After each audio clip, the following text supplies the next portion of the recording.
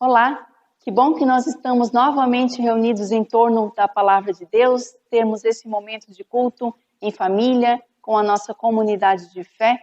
Quero saudar especialmente os da comunidade de Gaspar, do Gaspar Alto, também todos os nossos amigos que ouvem e entram sempre no nosso canal para se conectar conosco, com a comunidade de Gaspar. Sejam todos bem-vindos ao nosso momento de culto, onde podemos orar, louvar a nosso Deus, também ouvir da sua palavra, para que ela faça diferença na nossa vida.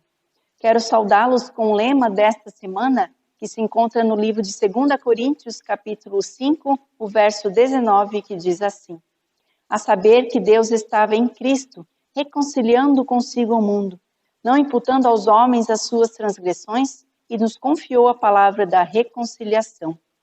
Deus nos confiou esta palavra da reconciliação, palavra de perdão, palavra de paz, que nós anunciamos a cada semana. Que esta palavra também possa te alcançar nesse dia e que você possa ter um culto abençoado, uma semana abençoada na presença do nosso Deus. Eu te convido para nós termos uma palavra de oração. Amado Deus e Pai, obrigada por esse momento de encontro contigo em torno da tua palavra. Pedimos que o Senhor acalme e aquiete os nossos corações para que possamos ouvir e receber a tua mensagem, para que possamos também nos colocar na tua presença, entregando a ti todas as nossas preocupações, todas as nossas dificuldades, sabendo que o Senhor é aquele que sempre ouve a nossa oração e sempre está ao nosso lado. Esteja conosco neste momento de culto, de oração e de louvor. Assim nós oramos e agradecemos. Em nome de Cristo Jesus, que é o nosso Senhor e Salvador. Amém. Nós estamos reunidos e celebramos este momento, no nome e na presença do Deus que é Pai, Filho e Espírito Santo. Amém.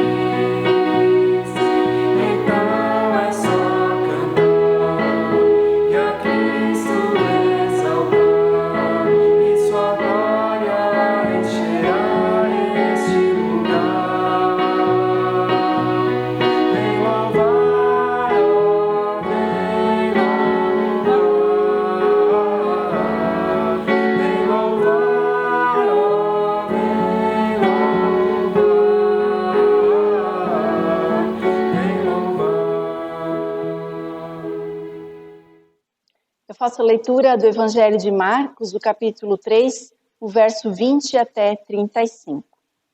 Então ele foi para casa.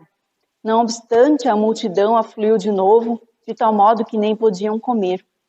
E quando os parentes de Jesus ouviram isto, saíram para o prender, porque diziam: está fora de si.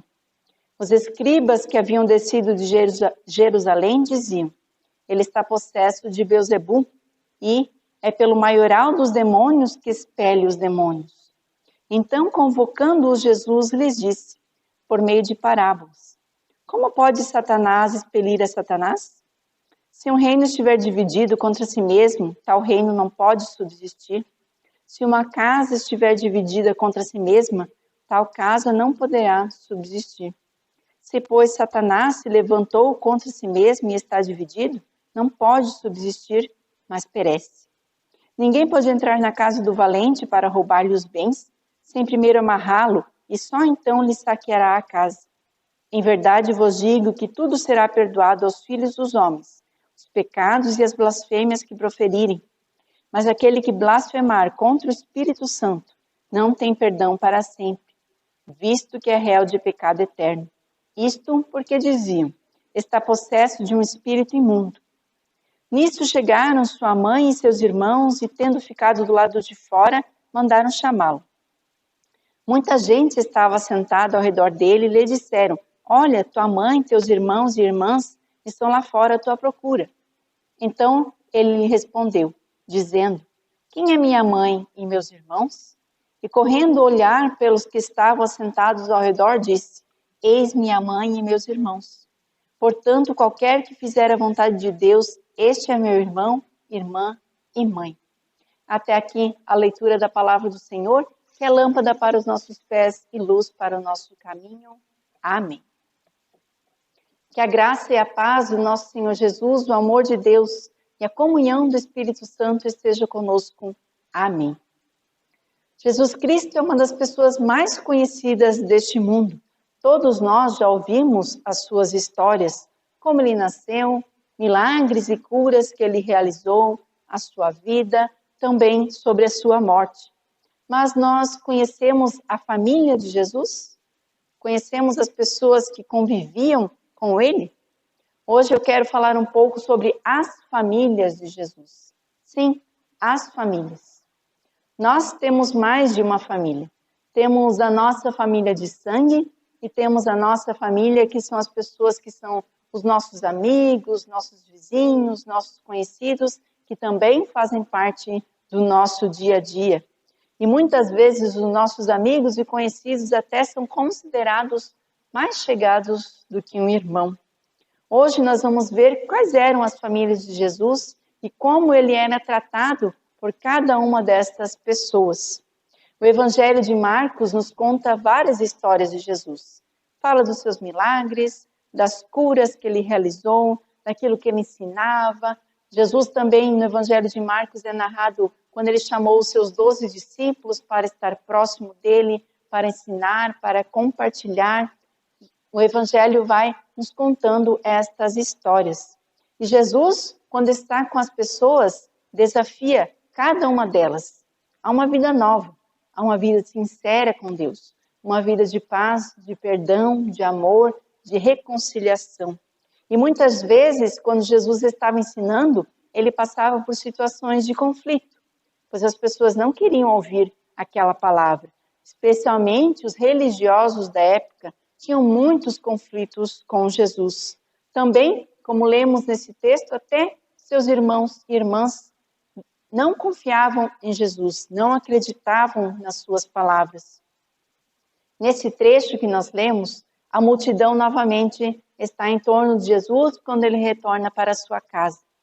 A multidão está à volta de Jesus porque quer ouvir, quer ser curada, quer estar aos pés do Mestre. E a sua família então ouve que Jesus está com aquela multidão e também vai ao encontro de Jesus. Mas essa multidão, diferente de outros momentos, não está apertando Jesus, não é uma multidão tão grande que Jesus não consegue se movimentar. Mas ele não tem tempo, porque ele tem muitas pessoas para conversar, curar, dar atenção. Tanto que nós ouvimos que Jesus não tem tempo nem de parar para comer, de tantas pessoas que estão à sua volta querendo um pouco da sua atenção. Então agora nós encontramos a família de Jesus, que ouve falar que Jesus está na cidade e decide ir ao encontro de Jesus, lá onde está essa multidão reunida. Ao longo da narrativa de Marcos, podemos encontrar então 3 famílias de Jesus. A sua família de sangue, que vai agora ao encontro de Jesus, a sua família que é a sua comunidade religiosa, os judeus, e por fim a sua família de fé, que são aqueles que acreditam na sua palavra. Começando a falar um pouco da família de sangue de Jesus, os seus parentes estão se aproximando, vindo até onde Jesus está, e quando eles descobrem que Jesus está com aquela multidão, eles dizem, Jesus está louco, Jesus está doido da cabeça, precisamos ir lá intervir, fazer alguma coisa. O texto diz que eles foram para prendê-lo, mas talvez foram para tirar Jesus daquele momento, levar ele para um outro lugar, para que Jesus não falasse mais daquela forma, para que Jesus não fizesse mais o que estava fazendo. Esses parentes de Jesus talvez eram tios, primos, irmãos, irmãs, a sua mãe estava também junto, provavelmente seu pai já não estava mais entre eles. É possível que José já havia falecido naquela época, por isso Jesus era chamado para ser aquele que comandava a sua família como filho mais velho. Como filho mais velho de Maria, ele deveria ser a pessoa que agora assumiria alguns compromissos com a sua mãe e seus irmãos mais novos. Mas Jesus está com a multidão, está com outras pessoas em vez de estar com a sua família.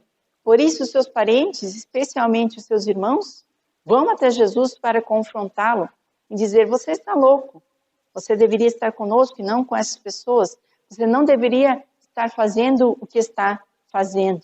E Jesus diz que a sua família é aqueles que fazem a vontade de Deus. Ou seja, a sua família é muito mais do que apenas seus irmãos e sua mãe, são as pessoas que estão com ele naquele momento, são as pessoas que creem na sua palavra. Assim também Jesus convoca a cada um de nós olharmos para aqueles que estão à nossa volta, também considerar estes como os nossos irmãos e irmãs, pessoas que talvez também precisam da nossa atenção, tanto quanto pessoas de nossa família. E os parentes de Jesus, então, consideram aquela atitude de Jesus de estar com essa multidão uma loucura.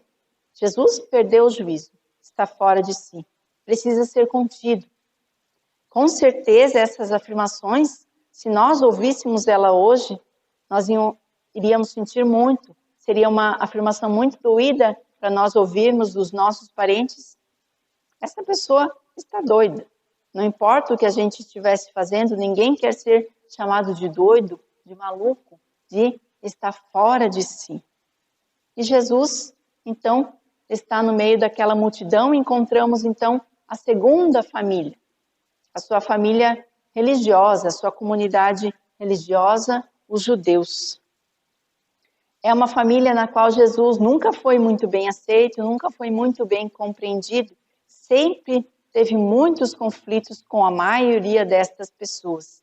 E neste momento estavam com ele, então, alguns escribas, que eram pessoas que estudavam a palavra de Deus, que liam, que interpretavam e também falavam da palavra de Deus, das leis de Deus. Pessoas conhecedoras da Bíblia, nós podemos dizer assim. E esses, então, estavam ali com Jesus e queriam sempre acusar e falaram que Jesus estava dominado por um demônio, que ele estava dominado por Satanás e pelo próprio Satanás expelia os demônios. Tanto a família de sangue de Jesus como esta comunidade religiosa fazia acusações muito sérias contra Jesus, contra a sua conduta. Como alguém pode dizer que Jesus está agindo errado, que Jesus está louco, ou que Jesus está dominado por um demônio? Essas acusações são muito sérias e o próprio Jesus vai dizer que elas não têm perdão, porque falam contra o próprio Espírito de Deus. Quando esses escribas dizem a Jesus que ele está possuído pelo demônio, Jesus então os convoca a ouvir. E Jesus fala uma verdade para eles. E fala que eles estão errados neste seu pensamento. Fala que esta afirmação é um total absurdo. Como que Jesus, que só faria o bem, proclama a paz, fala de Deus, daquilo que Deus tem para o seu povo, fala do reino de Deus, poderia estar ao lado do demônio. Certamente, isso era um total contrassenso. Jesus os faz pensar no que eles estão dizendo e no que essa afirmação realmente quer dizer. Não é a primeira vez que Jesus tem um embate com essas pessoas e precisa sempre se reafirmar. Jesus já precisou se explicar por que jantava com pecadores, por que fazia o jejum da maneira que fazia, questões a respeito do sábado, das curas que ele realizava no sábado, o dia de descanso. Então Jesus vem e conta duas pequenas histórias, duas parábolas, para ilustrar de como eles estão errados. Histórias curtas, mas que têm um ensinamento muito profundo. Poderia uma nação ou uma família estar dividida entre si? Se numa família cada um pensa de um jeito, quer agir de uma maneira, numa harmonia, essa família com o tempo vai se dissolver, não vai subsistir. Se Satanás se levantar contra si mesmo, contra o seu próprio reino, ele não vai muito longe, ele não vai subsistir, mas vai perecer. Não há lógica nesse argumento desses escribas. Onde há brigas e divisões, tudo se acaba. E a segunda parábola explica que chegou alguém mais forte do que Satanás, capaz de prendê-lo e fazê-lo perder tudo o que tem. E esse alguém mais forte é o próprio Jesus Cristo. O valente foi amarrado e agora não tem mais poder. E Jesus é aquele que tem todo o poder. Jesus explica que não é possível simplesmente entrar na casa de alguém, roubar os seus bens, sem que antes o dono da casa seja amarrado. Ou seja, Jesus vem para prender e lutar contra Satanás, e não para se unir a ele. Jesus é aquele que veio trazer o reino de Deus e exterminar o reino das trevas, não se unir ao reino das trevas. E Jesus conclui dizendo que tudo pode ser perdoado, todas as transgressões, os pecados que os homens cometem, que as pessoas cometem, podem ser perdoadas. Mas o que se fala contra o Espírito Santo de Deus, isto não tem perdão. Será que hoje nós, de alguma forma, também podemos cometer este pecado contra o Espírito Santo e não receber perdão? Jesus diz que todos os pecados serão perdoados, porém não crer nas palavras de Jesus. Dizer que Jesus não é Filho de Deus, dizer que Jesus é do diabo, isso sim não tem perdão. Quem não acredita em Jesus, nas suas palavras, não tem perdão. O pecado é dizer que Jesus não é Filho de Deus, que Jesus não é esta pessoa que diz ser. O pecado é não crer em Jesus como o Messias enviado. Ou seja, todos os pecados podem ser perdoados, mas aquilo que a gente fala contra Deus, contra Jesus, não tem perdão. Quando nós olhamos para nós mesmos, percebemos que somos pecadores, pessoas imperfeitas, que erram, que precisam de perdão. E assim, nós podemos ser perdoados quando reconhecemos que necessitamos de perdão. Mas quando nós não admitimos que erramos, não admitimos que pecamos, que estamos errados, também não queremos pedir perdão, não vamos receber perdão se nós não confessarmos que estamos pecando. Aquelas pessoas, escribas e os judeus, não queriam saber dos milagres e das curas de Jesus. Não queriam saber do perdão, da vida nova, do reino de Deus. Queriam viver da maneira como sempre viveram. Por isso acusavam Jesus de não ser o Filho de Deus, de não ser quem ele dizia ser. E Jesus fala para eles que se eles continuassem neste pensamento, eles não teriam perdão. Eles não poderiam ser perdoados dos seus pensamentos, da sua blasfêmia, de dizer que Jesus era do diabo. E após toda essa discussão e toda essa autoridade que Jesus coloca e explica para eles o que de fato está acontecendo, a família de Jesus chega. A família, seus irmãos e sua mãe chegam para estar com Jesus. Então Jesus diz: quem é a sua verdadeira família? São aqueles que estão à sua volta. Jesus olha para as pessoas e dizem: vocês que estão aqui ouvindo a palavra de Deus. Nós somos irmãos uns dos outros. Nós que estamos em torno desta palavra, que cremos no Deus, que creem em Jesus Cristo, todos que fazem a vontade de Deus Pai, Jesus diz, são minha mãe, meus irmãos, minhas irmãs. São sua família de fé, que creem nesta palavra, que creem em Deus. Nesta família, há perdão, há amor, auxílio nas dificuldades, não existem acusações sem sentido, ninguém ali está dizendo que Jesus não está bem na cabeça, que Jesus não é de Deus. Nesta grande família que Jesus tem, se incluem também alguns parentes de Jesus, porque nós sabemos que a sua mãe acreditava nele de todo o coração, Também se incluem algumas pessoas da sua família religiosa, dessa comunidade religiosa, que acreditavam em Jesus. Nós podemos ler sobre Nicodemos, que conversava com Jesus e acreditava nas suas palavras. Nós também hoje somos chamados a fazer parte desta grande família de Jesus. Não somos parentes de sangue, não somos da sua comunidade religiosa, mas somos da sua comunidade de fé. Nós somos da família de fé de Jesus. Por isso nós somos também parte deste corpo. De qual família você quer fazer parte? Daquela que sempre duvida, que não entende quem Jesus é, quem era, está sempre o questionando, está sempre duvidando, que não consegue receber perdão, que prefere olhar tudo pela razão, desprezando a sua fé, desprezando a palavra de Deus? Ou queremos fazer parte desta família de fé que vive pelo amor, pelo perdão, pela reconciliação, por aquilo de bom que Jesus tem nos ensinado, vive pelo reino de Deus? Nós podemos fazer parte desta família de Jesus pela fé, sermos chamados seus irmãos, irmãs, se nós tivermos sempre disposição para ouvir e crer em Jesus Cristo, estar aos seus pés, receber os seus cuidados, acreditar que de fato Ele é Filho de Deus que veio para nos salvar, acreditar nas suas promessas. Todos são bem-vindos na família de Deus, na família de Jesus. Basta crer nestas palavras, nada mais nos é pedido. Que o nosso coração possa estar aberto para ouvir a palavra de Deus, para aceitá-la, para crer, para confiar em Jesus Cristo, saber que Ele de fato é o Filho de Deus que veio a este mundo, que esteve entre nós, que viveu, que nos ensinou, que morreu por cada um de nós para dar o seu perdão. Que Deus nos abençoe, que Deus esteja sempre conosco e que nós possamos fazer parte desta grande família de fé, da família de Jesus Cristo. Amém.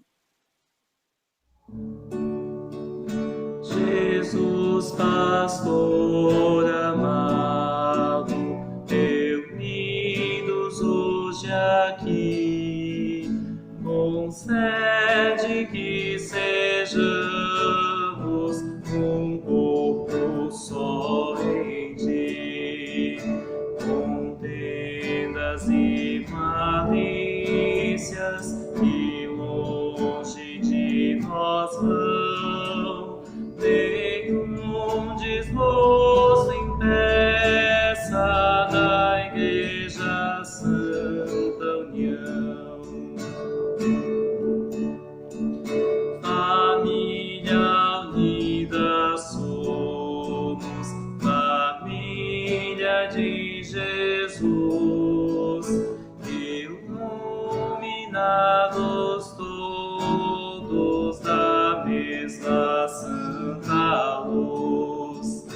A mesma fé nos prende num só divino amor, e com o mesmo gozo servimos ao Senhor. Na mesma senda estreita é Deus quem nos conduz. Não temos esperança senão um só Jesus. Sua preciosa morte a todos vida traz, e pelo mesmo sangue nos vem a mesma paz. Rebanho resgatado por um só Salvador,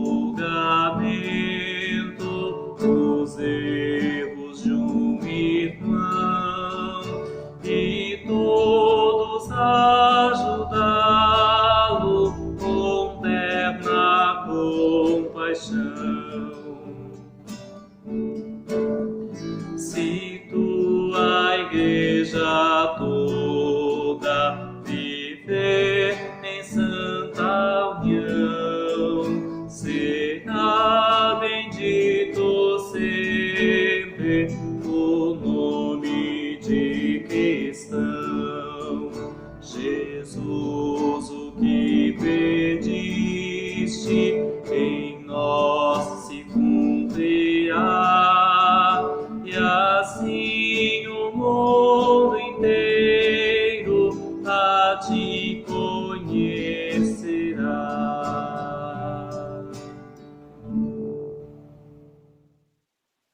Eu te convido a um momento de oração, que você possa nesta oração colocar aquelas pessoas que sofrem, que você lembra, que você quer orar também, traga elas neste momento em oração, se coloque comigo em oração perante Deus.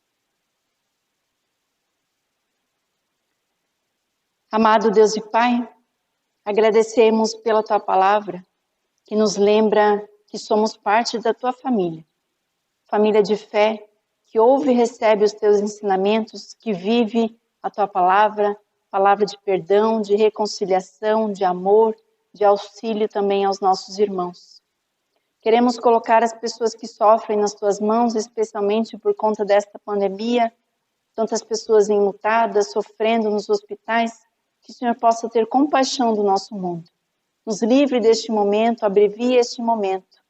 Faça com que nós logo possamos voltar à nossa convivência normal, que possamos nos abraçar e nos reunir para celebrar o amor, celebrar a Tua vida, celebrar também a vitória Tua sobre a morte. Que o Senhor esteja com cada pessoa que sofre, especialmente queremos colocar aqueles que estão enlutados, que o Senhor nos console também neste dia. Assim, tudo mais que está em nosso coração, colocamos e agradecemos na oração que o próprio Jesus nos ensinou a dizer: Pai nosso que estás no céu, santificado seja o Teu nome. Venha o Teu reino, seja feita a Tua vontade, assim na terra como no céu. O pão nosso de cada dia nos dá hoje, e perdoa-nos as nossas dívidas, assim como nós também perdoamos aos nossos devedores.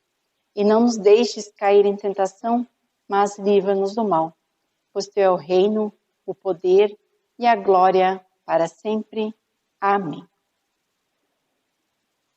Eu te convido a receber a bênção do nosso Deus. Se você quiser estender a sua mão também como sinal de receber esta bênção, fique à vontade.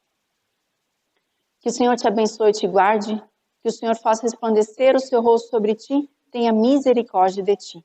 Que o Senhor sobre ti levante o seu rosto e te dê a sua paz. Assim te abençoe o Deus que é Pai, Filho, Espírito Santo. Amém. Que nós possamos seguir, servir ao nosso Deus com muita alegria e nos sentirmos parte desta grande família de Jesus Cristo. Uma abençoada semana, um abençoado domingo a todos nós.